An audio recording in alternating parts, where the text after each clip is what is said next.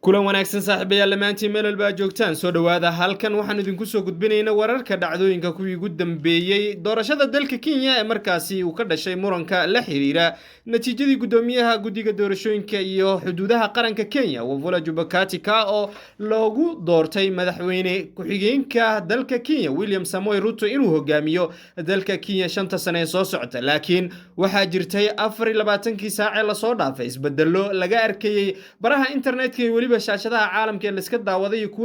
kuwa gudaha dalka Kenya taa oo markaasi ka dhigan in hogaamiyaha mucaaradka in muddada soo gaamuray uu markaasi ka soo muuqday shaashadaha taa oo uu ku sheegay inuu aad uga soo horjeedo qaadacayna natiijada uu markaasi gudoomiyaha uu ku tilmaamay inuu yahay dictator shaaciyay Raila Odinga iyo waliba ceesho milixdiisa saaxiibadiisa siyaasadda ayaana waxba u kala reeban gudoomiyaha guddiga doorashooyinka oo dagaal afka ay ku qaadeen taa oo markaasi warbaahintu ay aad u hadal hayso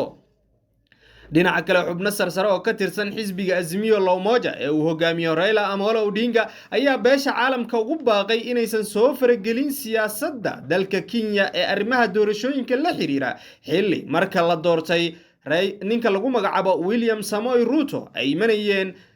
dhambaalo markaasi hambalya oo lagu hambalyeynayay xilka uu ku guuleystay iyadoona fariintii ugu horeysay ay ka timid madaxweynihii hore dalka Soomaaliya Maxamed Cabdilaahi Farmaajo iyadoona ay xigtay hambalyooyin dhowr UK USA iyo waliba madaxweynaha dalka Tanzania haweeneyda lagu magacaabo Samia Suluhu ay markaasi ugu hambalyeysay dhinaca kale waxaa socotay dadaalo aad u xooggan oo dawladda Uhuru Kenyatta xilka ka sii dhamaanayso ay waday waaxyaha amniga sidii loo adkeyn lahaa amniga guud ee dalka xilli fadqalalo aan badnayn ay ka dhaceen deegaano kooban oo ka tirsan dalka Kenya iyadoo dawladdu ay xilligan ku guul sheeganayso inay gabi ahaanba amniga dalka adkeysay taa oo ka dhigan in qaar ka mid ah xataa siyaasiyiintu ay aad ugu hambalyeynayaan saraakiisha amniga u qaabilsanay dawladda dalka Kenya toddobaadkii la soo dhaafay oo markaasi doorashadu ay socotay dhinacyada ayaa waxay ugu baaqeen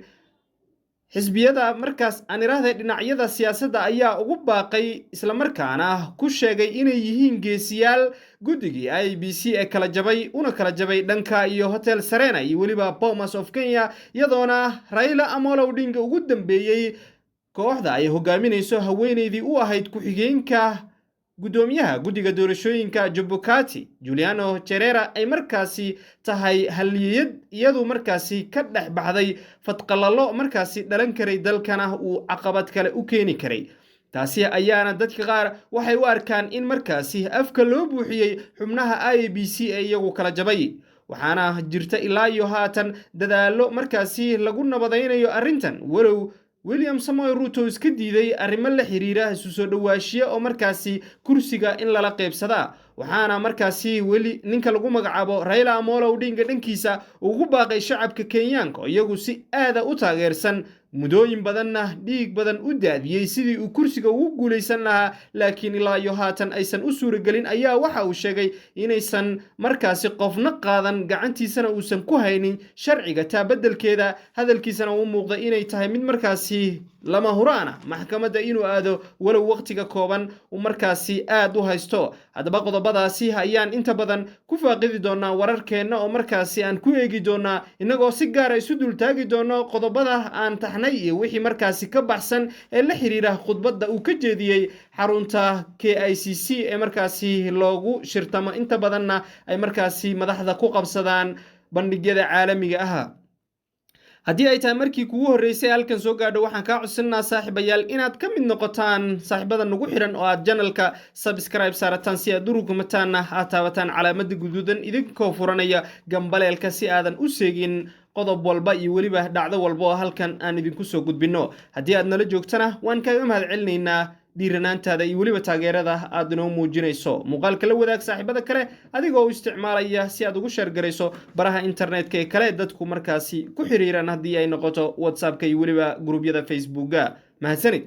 bal markan aan ku bilaabo xilli lagu dhawaaqay natiijada doorashadii iyadu markaasi in muddo ah soo jiitamaysay laakiin barqacad lagu kala baxay maalinkii shalay ahayd isla markaana loogu doortay inuu madaxweyne noqdo dalka Kenya ninka lagu magacaabo William Samoei Ruto ninkii lahaa carcarta aadka u badnayd ee markaasi la xiriiray ololihiisa doorashada kuna goodin jiray inaysan marnaba dhici karin in markaasi la dhaco doorashada kuurihiisa iyo waliba codadkiisa taa beddelkeedana uu ugu baaqayay ninka lagu magacaabo Uhuru Kenyatta inuu bari kantaalo saaxiibkiisa siyaasadda Raila Amolo Odinga haddaba gudoomiyaha oo isagu doorashadaasi ku dhawaaqay natiijada la kala helay oo markaasi ahayd 50% iyo waliba 48 oo markaasi ay heleen laakiin waxa jirta xisaab laba gibleynaysa oo ilaa iyo haatan baraha internetka ka muuqanayso taa oo la isku khilaafsan yahay wadarta ay tahay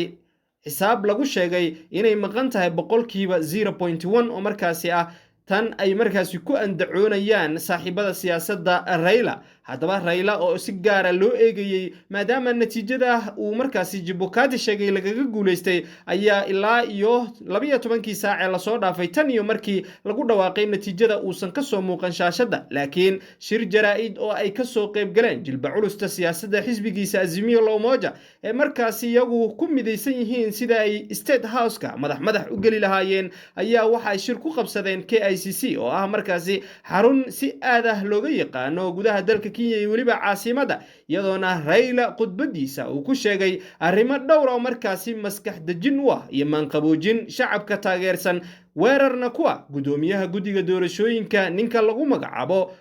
Wafula Chebukati si gaarana ugu eedeeyay inuu yahay dictator taa beddelkeedana uusan wadanka ka jirin madaxweyne sharci ah isla markaana uu ku sheegay inay maxkamadda isla tiigsan doonaan oo markaasi arrimahaasi lagu falanqeyn doono kootiinka oo markaasi Supreme Court-ka la aadi doono waqti kooban ayuu haystaa dhinaca kale waxa jirta in markaasi uu shacabka ugu sheegay inay markaasi isdajiyaan isla markaana sharciga uusan qofna qaadan taa beddelkeedana ay tahay xaaladu xilliga mid degan iyadoo la oran karay haddii Ruto aan iraahday Raila uu qaadaco natiijada ay markaasi imaan karto banaanbaxyo maadaama taageerayaasha ay sugayeen hadalka odagooda ugu weyn ee siyaasadda in muddo ahna markaasi ku dhex jiray Cabdiraxmaan ayaa markaasi stuudiyaha igula sugan oo warbixinadan aan isla faaqidi doonaa si gaar ah khudbadan ayuu isha ku hayay taa oo markaasi qaadatay ilaa iyo 12 daqiiqo oo markaasi uu kaga hadlayay arrimaha murugsan ee siyaasadda doorashooyinka dalka Kenya Cabdiraxmaan soo dhawow waa daawatay khudbadii Raila Amolo Odinga dadkuna waa ay daawadeen laakiin Soomaalidu inta badan waxay u baahan tahay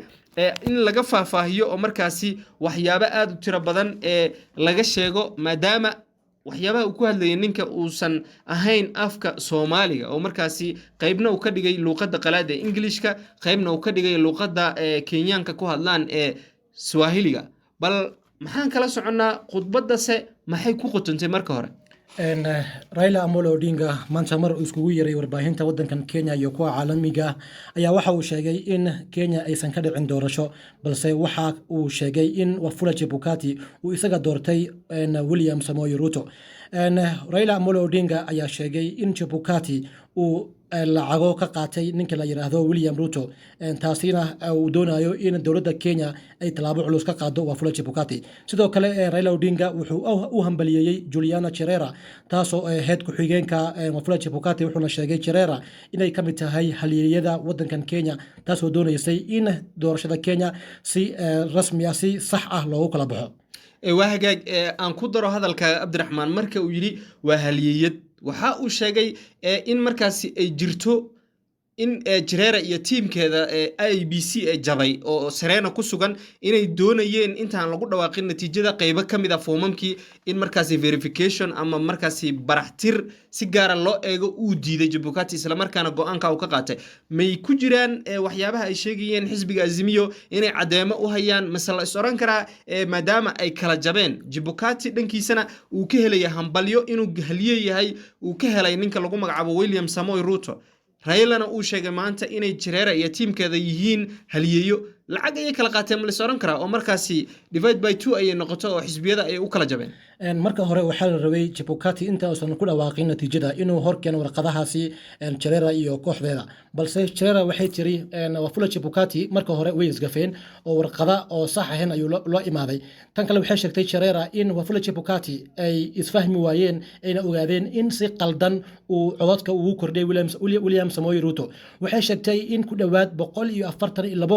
oo cod uu si qalad ah ugu kordhiyay xisaabta William Samoei Ruto waxay sheegtay taasi inay noqotay halka ay isku fahmi waayeen aniga halkan kama cadeyn karo in Wafula Chebukati iyo Cherera ay lacago kala qaateen xisbiga Azimio iyo UDA waa hagaag marka inta laga tago waa laga warsugi doonaa oo kiiska hadda waa uu ka wareegay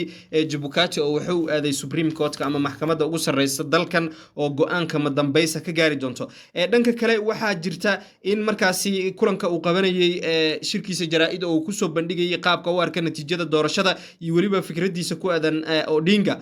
saaxiibadiisa ceesho milixda dhanka siyaasadda ayaa la sheegayaa inay markaasi weerar aan waxba loo kala reeban ay ku qaadeen Wafula Chebukati oo markaasi ah gudoomiyaha guddiga doorashooyinka waqtigiisa ugu dambeeyana uu qabtay doorashadan oo markaasi ah inuusan mar kale qaban karin bal arrimahaasi maxaan kala soconnaa weerarkaasi tooska ah ee markaasi ninkan lagu qaaday muxuu yahay Ledama Olekina koox uu hogaaminayay ayaa shalayto sida daawatay waxay weerar ku qaadeen Wafula Chebukati waxay sheegeen in Wafula Chebukati uu qalqal gelinayo nolosha 50 milyan oo Kenyan ah waxay sheegeen in go'aankii uu qaatay Wafula Chebukati in uu qalqal gelin karo wadankan Kenya iyo shacabkeeda marka waxay u muuqataa in aysan ku faraxsaneen natiijadii uu ku dhawaaqay Wafula Chebukati waa ogtahay William Samoei Ruto iyo kooxda Raila Odinga inay ka dhaxayso xamaasad sidoo kale waxaan la soconaa in William Ruto uu isagana cadeeyay in uusan wax wada shaqeyn ah la gaari karin mise uu la sameyn doonin William Samoei Ruto markaasi وهجاج كوسع عبد الرحمن dhinaca kale waxyaabaha la sheegayo ee ku aadan inuu markaasi burburiyay constitutionka ama markaasi dastuurka uu isticmaalay qaab qaldan arrimahaasi maxaa ka jira halkan waxaan ka sheegay in Wafula Chebukati inta uusan ku dhawaaqin sharciga wuxuu doonayaa in Wafula Chebukati uu marka hore uu natiijada la hor imaado guddigiisa guddiga waxay ka kooban yihiin 7 qof marka Chebukati intuusan ku dhawaaqin natiijada waxaa la doonayay in uu warqadaha u keeno Cherera iyo kooxdeeda balse ninkan la yiraahdo Chebukati muusan sameeyay sidaasi wuxuuna go'aan asaga qaatay uu ku dhawaaqay in William Samoei Ruto uu yahay madaxweynaha wadankan Kenya وهجاج عبد الرحمن ولي waxaan barti kaga jirnaa saaxiibayaal عبد الرحمن waa uu inoo la sii joogi doonaa si gaar ah warbixino kale dheeri ayaana ku falanqeyn doonaa halkan duugu la saamaxo عبد الرحمن waxaa jirtay in xisbigan Azimio la Umoja oo markaasi ahaa xisbigii ugu horeeyay isagu ka bilaabay dagaal gudaha Bomas doorashadii ku qancin ku eedeynaya Chebukati inuu sharciga burburiyay haddana wali ku sii eedeynaya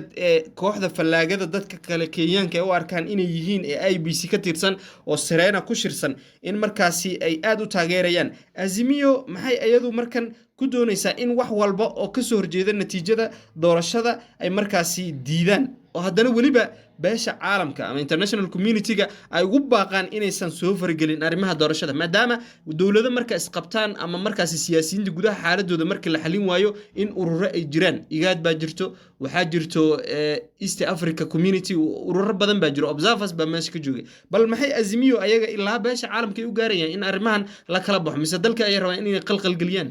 marka hore xisbiga Azimio waxay doonayeen inay ka hor istaagaan Wafula Chebukati in uu ku dhawaaqo William Samoei Ruto inuu yahay shaqsigii guuleystay balse taasi way noqon waysay oo markay dhibka keeneen waxa hor istaagay askarta midlamaha amaanka marka Azimio waxay u arkaan hadii la aqoonsado mise beesha caalamka haday aqoonsadaan in William Samoei Ruto uu yahay madaxweynaha wadankan Kenya taasi waxay qalqal galin doontaa in Raila Odinga uu si rasmi ah uu la wareego xisbiga aan yiraahdo kursiga madaxweynaha wadankan Kenya وهجاج هذا يوم هسيه كاسنا وحوها عبد الرحمن وإن لفاقدي وربحنا ذي قدام بيه قد ما أنت وكجديه KICC قدومي أنا راه هجاميها حزب جازمي الله مواجه مشرح مدحوينه اللي يقول يستي رايلا أمولو أودينغا لكن أريدن سيجارة يا إيش الله جوها يا ورباهين تجود دلك كينيا يولي بحال كالك وقدام بين دونه يدونا أرنتا لجما مارمان كايت هاي إنه كجال جرايو حزب UDA يجو مركز لوع ما مدينة النقدان مدحوينها دلك كينيا وكوجا من دونه William Samoei Ruto. maxkamadda ayaana la isla aadi doonaa wixii ka soo kordha arrimahaasi weliba siyaasadda dhanka doorashada iyo madaxtinimada murugsan ee dalkan Kenya. halkan ayaad ku daawan doontaan saaxiibayaal hadduu guula saamaxo. tan iyo kulanti dambe nabadgelyo.